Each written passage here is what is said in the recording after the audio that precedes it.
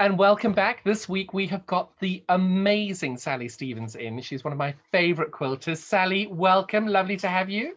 Lovely to be here. Thank you for asking me. It's so good to have you. Some people may not know who you are, so do you want to tell everybody a little bit about yourself? Yeah, my name's Sally Stevens. I have been quilting for a very long time, probably since I was about 13, 14. It's not that long. Come on. No, a couple of years.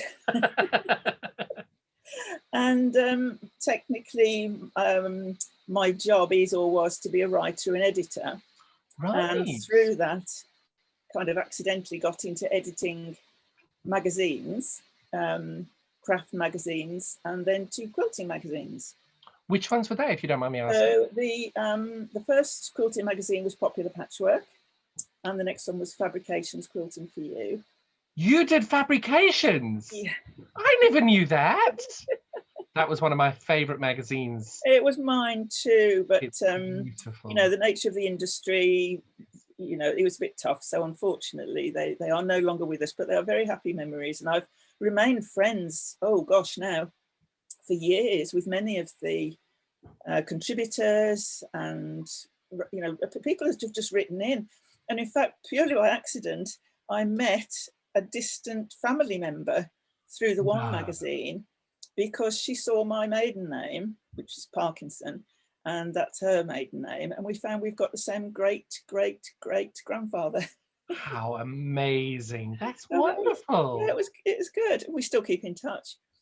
And then, you know, after the magazines, I then was asked to be on the TV to demonstrate. And I've really enjoyed doing that. Well, that's how we met. And I have to say, you're indeed very good at it. You really, really are. I love it. I really love it. I haven't done much in the last few months for fairly obvious reasons. And one of the reasons I haven't got all my quilts with me is because several of them went to magazines. And because of COVID, they're still there and they can't get in to get them out.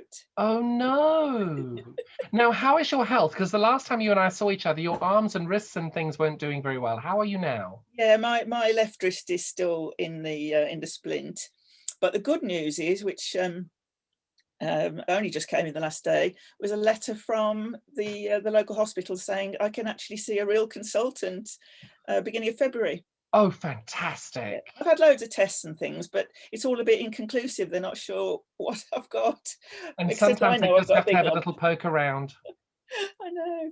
Oh. It could just be a little injection would fix it, but you've got to see, you know, the right man for the job. You've got to see the big man to get that done properly. Yeah, I know. Good. Oh, that's wonderful. So at the moment, you're still doing the TV presenting, you're on Sewing Street still, aren't you? I am, but I haven't got anything lined up at the moment. I've taken a little bit of a break, partly because I didn't want to travel a lot during the current situation, and partly because I'm trying to get some more designing done. But yes, I will be back as soon as I can. And, you know, I'd like to get this sorted if I could as well, because making quilts for the TV is, I'm lucky I'm able to make them quite quickly, but that still means you've got to work like 8 or 9 hours a day. And well, as you well know, and that can take its toll. It is. It takes a long time to prep. Yeah. Most people just think, oh, you're on for an hour. Woo, it's lovely. But they don't see the 15, 20 hours of prep per hour. That's right. I mean, some quilts can take me, well, I mean, because I make them very, very quickly and I treat it as a full-time job, they can take me between 4 and 8 days. But that is 4 to 8 solid. It is. Long days. I know exactly what you mean. You're talking 8, 12 hours every day. I understand completely, which is part of the reason you need to look after your wrists. So I'm pleased you're taking time. Yes. That's very important. So how did you get into quilting? Well, my family were always crafty type people, not experts in anything, just loved to make things. And when I was, probably about, as I say, 13, 14, the BBC put a programme on the TV. I think it was called How to Patchwork or something, very, very simple. And they produced 2 little black and white books with no colour pictures in, and the piecing diagrams, such as they were, because everything was done with templates, was all in black and white and hand drawn. But I was absolutely smitten. And so I started with that, but I didn't have a sewing machine. I made a hand-pieced cushion to begin with, which I used things like silk and satin. It was wow. You like And making then your life hard for yourself there. and then I hand pieced a giant floor cushion from corduroy curtain samples. You did not. That's amazing. I know. I bet they're still going as well. Yeah, oh yeah, yes, yeah. I mean, it's probably why my hands don't work anymore. That was hard, hand sewing that. Use that quilter's cotton. Yeah, but I didn't know any better, you know. Of course. And then roll on a few years, and I moved house and joined a craft group down in Berkshire, and they got me back into quilting, but how to do it properly. And by then, of course, things like rotary cutters were coming out and rulers, and I love a gadget. Good. So pretty much every gadget I could find, I bought. That's the best thing about them, isn't it? But mostly self-taught, really. Some from books, some from magazines. Well, having written the magazine, you know, you can. Yeah, that's right. That's right. I mean, it was great fun. It really was great fun. I loved it. But it's an extraordinary industry to be in as well, and it's a tough industry, obviously. But what was one of your favorite things about doing that? I think one of my favorite things is seeing, well, there's two things perhaps really. One is seeing the instructions for a quilt or a project coming in, and often, you know, it's no disrespect to anybody, but they are scribbled notes or hand-drawn images, and then seeing that turned into a beautifully laid out page. I found that very, very rewarding. And then secondly would be when folks sent in photographs of what they'd made and the different color options that they'd chosen, and I just that still amazes me now, because I do some teaching or had done some teaching before the lockdowns, and you teach someone how to do something like this. Quilt behind me is a Bright Hopes quilt, right? That I teach or have taught quite a lot, and you just say to people, right, you need to bring in a charm pack or whatever it is, and they all bring something different, and it's just amazing. That gives me joy every time. I have to say, I do agree with you, and it is extraordinary how different the quilt looks every time with different colors. It's brilliant. I know. And the quilt, where are we now? That one up the corner there, that's rail fence one. Don't know if you can see that one. Yes, yes. And this one that I'm sitting on are exactly the same pattern, but in totally different colours. That's extraordinary.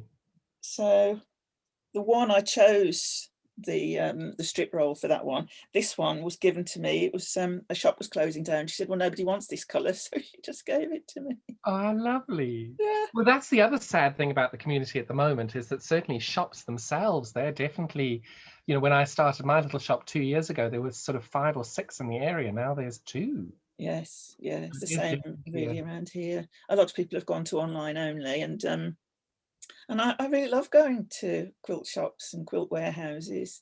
Very much so. And I suppose as well now, especially with COVID, you can't go. And like me, you're stuck with a colossal rent. You can't really do anything about it. You can't have people coming in. I know, and staff, you know, I mean, how they're coping with that. I mean, I'm self-employed, but I'm a sole trader, so I don't have any staff to pay. My husband makes the tea without needing any payment for that. So. He wants a little hug or a kiss every now and then. Oh yes, yes, he gets those. But it is very true, because obviously I've made it a rule that I will only employ people of a certain age, because I think women of a certain age are quite forgotten in the workforce, and I have got such benefit from having older women working with me, and I honestly just feel that I work for them sometimes because they're so enthusiastic, and it's a really wonderful thing. The problem is when you have a national pandemic, you want them to be safe, so of course, yes, as well. Yes.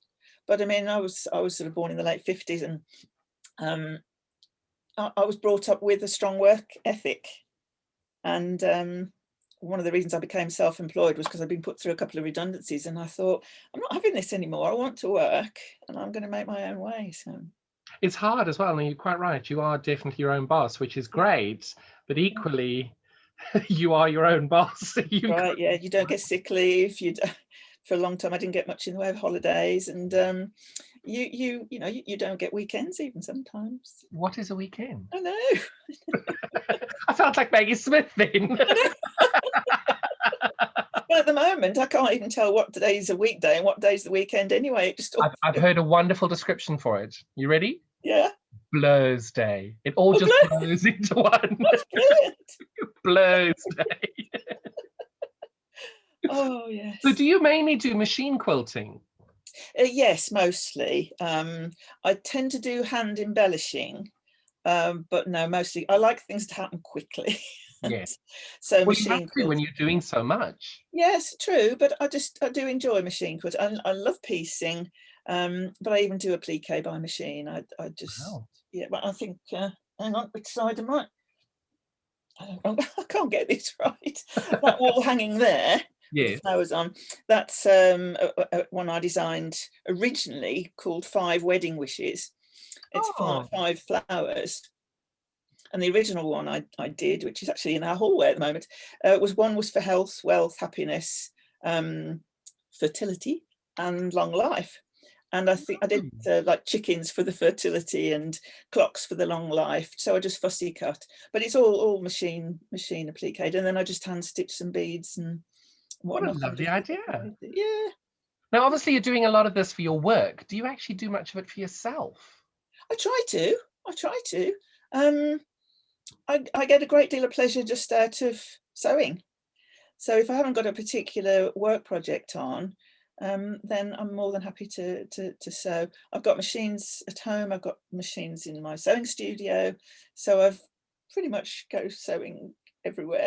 Well, that's Even on wonderful. holiday, I'll It's nice take that some. you still get the joy from it, because Yeah, for I sure. don't know how people find that balance of being able to keep the joy of sewing for work and pleasure as well. It's really good that you can. No, I did think perhaps when I started working for the TV, if I'm sewing to a deadline and sewing for work, will I lose the joy of it?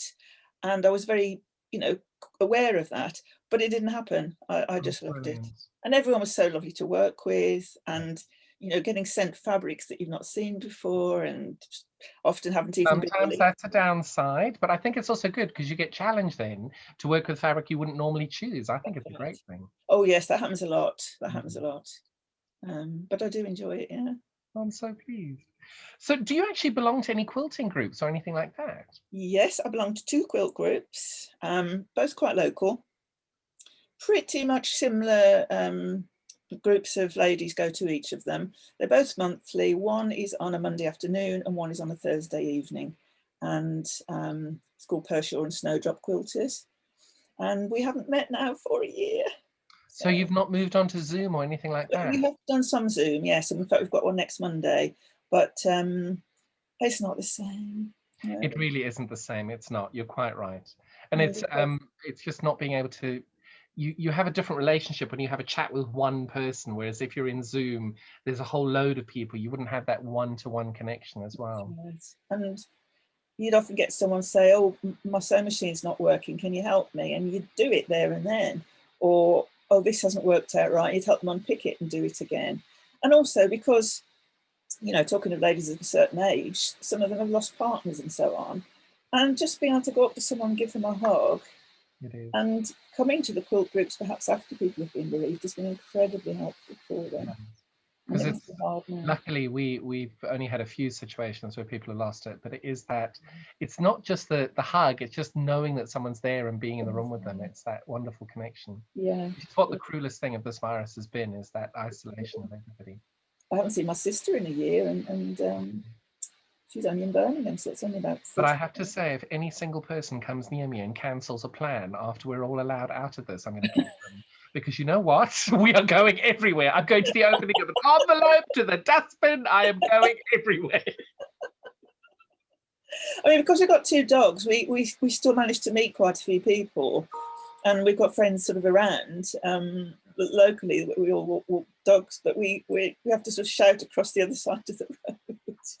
You do, it is. Yeah, but at least we do see somebody. Yeah, and it's that isolation. I feel terrible for people who have literally not left their house for so long. It's horrible. Well, one of my neighbours, she's just 100 years old, and she was putting the dustbins out this morning. She Gosh. hasn't been anywhere further than the end of the drive.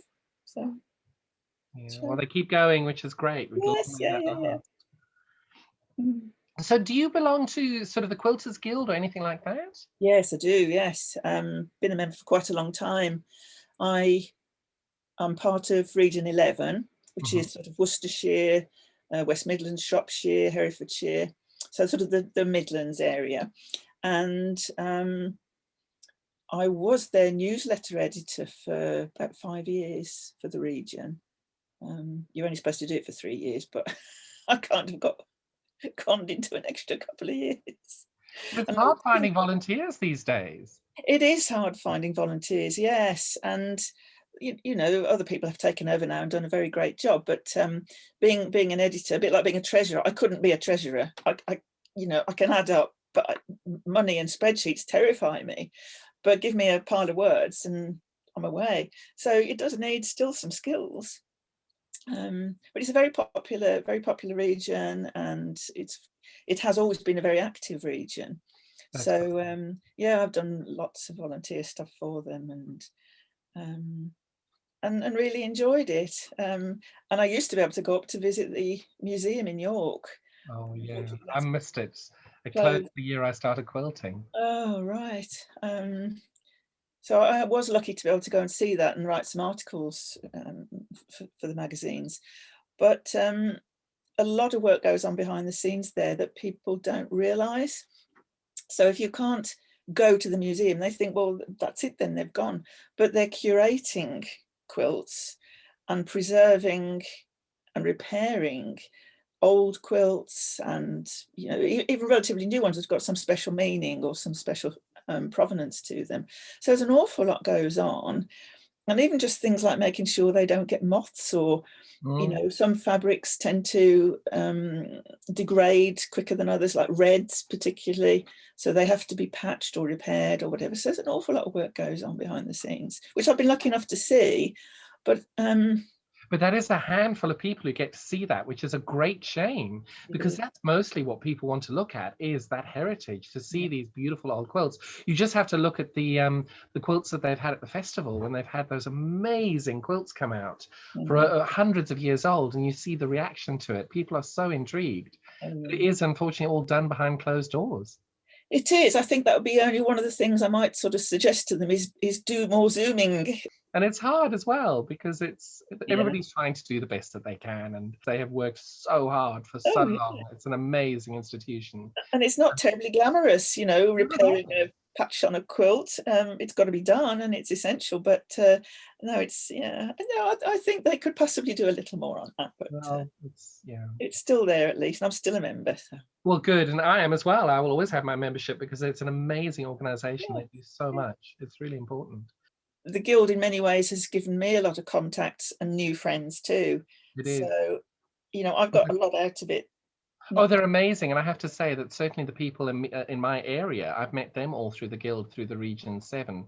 It's an amazing thing to be able to have, and it's a resource we should all use more of. Yes, yes. The Guild in this area is very active, or has been very active, particularly with young quilters as well. We've got quite a... And that's so important. It's so important, because you need to have a coordinator that really, really works and does so much to be able to keep everybody going. Yeah, we've got a very dedicated lady who just does the young quilters, and she's brought them on leaps and bounds. Well, as soon as this is all gone, I'm going to come up to Region 11 and see what you're all up to. Yes, I hope you will. Yes, because we're quite nice up here. It is, and it's lovely because, of course, obviously the festival's held up there every year. So that's your back garden, really. Well, my back garden technically is Malvern. Oh, even nicer. That's only about 5 miles away. Gosh. So that's where I joined the Guild, in fact, because we'd moved up here, and I heard about this quilt show. And I thought, well, I'll go. It won't be very big. It's massive. And the Guild was there, and I thought, well, in for a penny. And I met a lot of friends then, which, you know, when you move house, it's something you don't take your friends with you necessarily. So. And it's hard. That is very hard. Yeah. It'll be interesting to see how we are in a few years' time, because obviously the world has changed so much with Zoom. So I went the other day to a quilt group down the road, and they had the amazing Janet Clare. I don't know if you've seen Janet Clare in her talk. She's phenomenal. Yes. It had 82 members on Zoom, which I was so thrilled about. It was wonderful. They normally have about 40. So that was really lovely to be able to have that for them. Yes. That's wonderful. Yeah, because our two groups probably got well above 70 members. But normally there's a good 40 for events and meetings even. We had It to limit the numbers at one stage because the hall wasn't big enough. Well, I'm doing talks up in Edinburgh now via Zoom, and I'm doing talks in Gloucester, and I don't even have to leave my studio. It's wonderful. But what's so great about that as well is that I can show them the long arm quilting machine working, and I can show different things, and they're in the studio. So if somebody wants to see something, you can then. The problem is they all want to see where you are then, and your studio is normally a mess at that time. Oh, yes. You can't show anything. The picture I sent you of my studio is of it looking extremely empty and very neat. It's normally, because I've got a stock photo of my studio, it was the day I moved in. Yes. Because it's never looked like that since. And the floor is like covered in threads. It used to be a beige carpet and now it's like a multicolored rainbow. Wonderful. Oh, but everybody has that. For me, I've got a rolling chair that I sit on, this little chair here. And you get to the point where you can't roll anymore because you've got threads on the bottom of it. Oh, I'm glad it's not just me. No, but the thing is, it's everybody, every single one of us who has a rolling chair has the same issue. It doesn't matter how quickly Sylvia vacuums, it's still. I know. And why would you want to vacuum when you could just sew? I don't even know where the vacuum is. Oh. Proper first world problems. Now, you have dealt with fabric designer upon fabric designer upon fabric designer. Do you have a favorite? Oh, fabric designers. I'd really be hard pushed. I love the range of designers that Moda have. Macawa as well. I've had quite a close relationship with them. And Lewis and Irene, which they've become friends as well. But yeah, there's just so many. I like probably a simpler block type small prints to work with, because I like to make the piecing or the construction or the design do more of the work than really bright, bold fabrics. So although I've enjoyed working with Tula Pink and Kay Facet fabrics, they're not my favourites, because I like pieces you can cut in block colours rather. You would prefer Janet Clare's work? Yes, yeah. Because that small scale is really good. Because Kate, you're not going to get a small scale with Kate. No, you're not. And they're great for, well, I hate to say this, but they're great for like tablecloths. But for some of the piecing that I do, they just wouldn't work. That's the great thing with Kate, is, as you say, you need to have a really big area to enjoy that. Yes. Because the prints are so bold and so huge. You need a big piece of it to really, really appreciate the love of it. I mean, my latest quilt in the Today's Quilter magazine, if I'm allowed to mention that, is. Can I show it to you? Yes, I'd love to see it. Yeah. So that's the. Oh, Sally, that's stunning. And that's a range called Dutch Heritage by Anbo. And that's what the quilt looks like in its entirety. And that uses very small, quite ditzy prints. And it's made up of only one 6-inch block. No. Repeated and rotated. That's incredible. So a large scale fabric wouldn't work with that. It just wouldn't work. But I do like, I've got some of that Ambo Dutch Heritage fabric. It's stunning, but I've got the really big prints because I like a big print, and they're gorgeous. Well, I was given the pick of whatever I wanted, but because I designed the quilt first, I knew I needed slightly smaller prints. It was lovely to work with as well, because some fabrics fray an awful lot. And I think Ambo is one of those fabric houses that gets ignored, and their fabric is stunning. Oh, I think it is. I think it is really beautiful. But that's one of the quilts I haven't got back yet because it's stuck. It's stuck in there. Under someone's desk somewhere in the office. I've seen it for a year. It didn't get printed until I think it's the last issue 70, because they'd gone on furlough and different things. So it's been held up. So the name of it has changed several times, because it originally had like a winter name, and then we went spring and summer and autumn. And it's back to winter now. But yeah, I don't mind. I'll be glad to have it back, though. I rather like that one. I bet. What do you do with them all when you get them all back? They mostly sit in my airing cupboard. I've got a walk-in airing cupboard, which you almost really can't walk into anymore because of all the quilts. I like to have one or two around, some hanging on the walls. Some are just in a pile because I sort through them if I'm giving a talk, sort through them, take a few and then bring them back, and then they get reorganized or whatever. But yeah, so a lot of them are just stored. Some of them I haven't got anymore because I've either given them as gifts, or for the TV ones, they normally stay there. You don't get those back because you haven't been commissioned and given the fabric for you to have it. It's for them then to reuse and reuse. So I have got one or two quilts back. The star one behind me, the swirling stars one, I did get that one back, but mostly you don't get them back, and that's sometimes a shame because I really love that one. Yeah. I have had one or two back, and one of the ones I sent a photo to you of my mum with a bright pink, colourful little lap quilt, and I made that for the TV, but they let me have that one back for mum. So, oh, I'm so pleased. That's lovely. Yeah, so that's nice. Now, working with so many different quilters and designers, do you have a favourite quilter that you look for? I think the quilter I almost admire the most is Lynn Goldsworthy, because they can make quilts even faster than me. She is amazing. Her work is incredible. She's a brilliant designer. She's a lovely lady. We've actually worked together judging quilt competitions. Are you a quilt judge?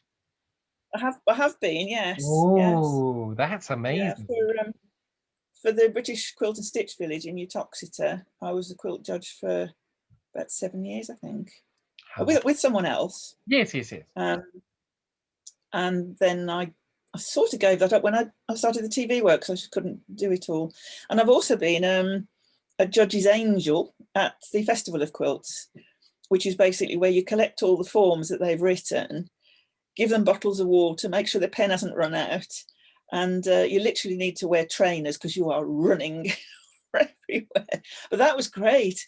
The only annoying thing was that you're not allowed to make your own comments because you're an angel to the judge. You're not judging the quilts.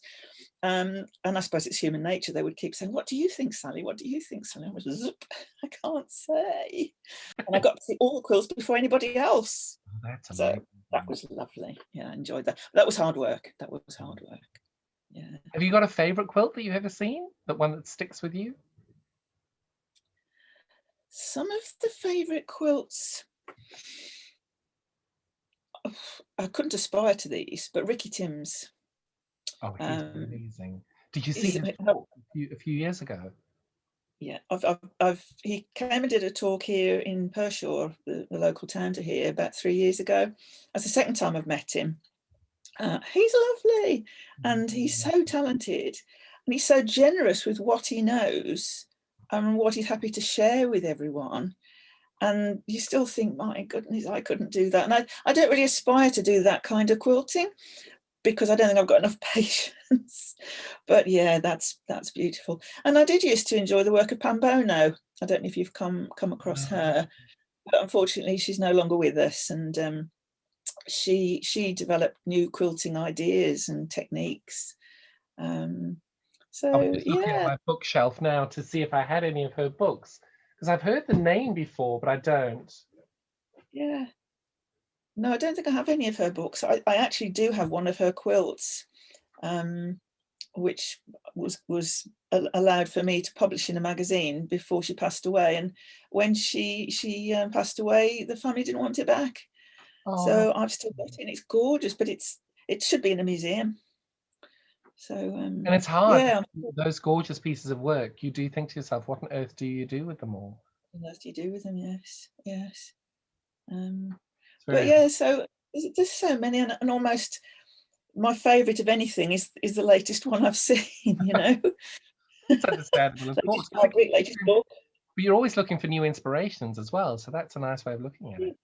Yes, and I mean, it drives my husband mad because we've been watching a TV programme, say, and we were watching Kojak, some reruns of Kojak during the first lockdown, and they have like maybe a window in the background or some tiles on the floor or a brickwork pattern, and I say, stop, I want to take a picture. Oh, that's brilliant. Did you watch Alias Grace? No. So Alias Oh, Grace was a series on Netflix, and each episode had a different quilt in it. It was oh extraordinary. And there's a series of Alias Grace quilts around, really beautiful. So if you're looking no. for Look that up. quilts in stories, look up Alias Grace. Bit of a, Yeah. it's a heavy story. Don't think you're going in for some light-hearted drama. It's a bit of a I just watched the story, but it's pictures. a beautiful, beautiful quilts in there, though. Really good looking. And you see some amazing things. I don't know, a curtain design or something like that, and you think, oh, if I turned that round and did that and did this, you could make a new design. So I'm Mm. always, yeah, always keeping an Oh, eye that's out. brilliant. What are you working on at the minute? I'm working on a couple of things at the minute. A quilt which I hope to turn into a pattern that I will sell myself, because mostly the patterns I've designed have been for other people, and they've paid me for that, thank you. But I don't get the publishing rights, so I've decided I need to do that. And so I'm working on a quilt pattern which is quite a simple one. It's certainly simple for beginners, but it's again a simple piecing, but it's the way you put the pieces together that creates the effect, and the fabrics you use. And I designed the pattern originally quite a few years ago for the Quilters Guild for a charity quilt. We'd been donated a load of fabric that was about 8 by 13 inches, and we wanted to turn this into a quilt to raffle for charity, and I designed this quilt to go around those size of pieces. But of course, after I designed it, I thought, well, this is going to be much easier to do with 2.5-inch strip rolls. So that's what I'm doing now. I'm rewriting the pattern for that. Oh, lovely. I look forward to seeing that. I just need to find out how to sell these things, because I still haven't got my website up and running. Well, that was going to be my next question. How can people reach you if they want to? Well, a lot of people already reached me on Facebook, and my Facebook page is So Many Friends, which is SEW Many Friends. So that's SEW Many Friends. Yeah. Oh, brilliant. So I have a lot of followers on there, and they're such nice people, and they often send me pictures of what they've made. So that's lovely to see things have come out in different colorways. So yeah, I have got a website called the same thing, but it's not operational yet, and I do need to get going with that. You'll get there when you get there, darling. In this day and age, you get there when you get there. That's right. What would your top tip be for new quilters? A couple of things again. One, you don't have to make a quilt. You can make something a lot smaller that is quilted. It doesn't have to be a big quilt. I'll just give you a couple of examples. This is really ancient, but that's a little coaster. That's lovely. It's foundation pieced and just machine quilted, really tiny. But then there's other things I've made over, like that's a little placemat. Oh, I love that. What's the 80's the birthday? Yeah, so you could change that, for each. How lovely. So that was one of my designs for a magazine. But that actually is a really good idea, because that specific one there, we're all trying to be a bit more eco and be a bit more friendly. That's something you could use every year. That's right. That was the idea, and I did a boys one as well. So we a blue one. Okay, yeah. So that was one I designed actually for children to make. I used to do a young quilter's corner in the magazine, and so I made things like that for the magazine, and that went down quite well. And I thought it was great to be able to teach youngsters. Doing something small with youngsters as well is amazing. Yes, it is, and they get so much satisfaction out of it and a sense of achievement. So that's what I would say for the first point, really. Don't think you've got to make a huge, massive quilt. And secondly, I'd say that any quilt, like the one I've shown you that's in the magazine, it's made up of 6-inch blocks. So if you can make one of those, you're just repeating it. Yes, you can get more complex and more detailed, but that's a 6-inch block. So, don't be overwhelmed. Yes, you can make a quilt, but you don't have to make a big one on day one. Oh. And you don't need to rush into it either. Something else I say to people when I'm teaching, slow down, just slow down. I might be able to make a quilt in 4 or 5 days. You don't have to. If it takes you 4 or 5 years, that's fine, as long as you enjoy it. What's your biggest regret in your quilting journey? Probably not having a website sooner. Fair enough. No, I can't say I've got any regrets at all. Oh. I've never applied for any of the jobs that I've had. They've always, really kindly been offered to me. So I've just taken the opportunities as they've come. And no regrets, no. But as I say, yeah, I should have had a website a bit sooner. What's next for you? What are you doing next? Well, I'd like to do some more TV work again. I'm delighted to be doing things like this with you. I think that's great. And more designing and of patterns, paper and download, I would think. So I really want to concentrate on the design work, especially as I've still got to get this fixed. Yeah. So it's something I can do without having to put too much strain on it. But you are going to make sure you look after yourself and get yourself sorted first, aren't you? Well, I've got that little ear in the next room who keeps, the little man in the next room who keeps shouting in my ear, "You've got to look after yourself, you must rest, you mustn't do." So, he's not wrong. He's not wrong. No, he's not. He's lovely. Oh, Sally, I'm so pleased. Darling, I can't thank you so much for your time. Honestly, this has been such a joy. Thank you for being here. And thank you for everything you've done and that you're doing. Keep doing it. Oh, that's great. It's lovely. I'm so pleased to have met you and obviously to see you again today. Nice to see you as well. It's really been fun. Well, stay safe. And I always end off with, don't lick anyone. Oh. It's become a bit of a joke. I said that to one of the little old ladies in my group. She was leaving and I said, now remember, don't lick anyone. And she's only about this tall and she's so sweetest little old lady. She was horrified. So I've now made that my signature thing. I always end on by saying that. It's a handy tip for life, that one. It is. Sally, stay safe, look after yourself, and we'll catch up really soon. Take care. Bye. Bye. Bye.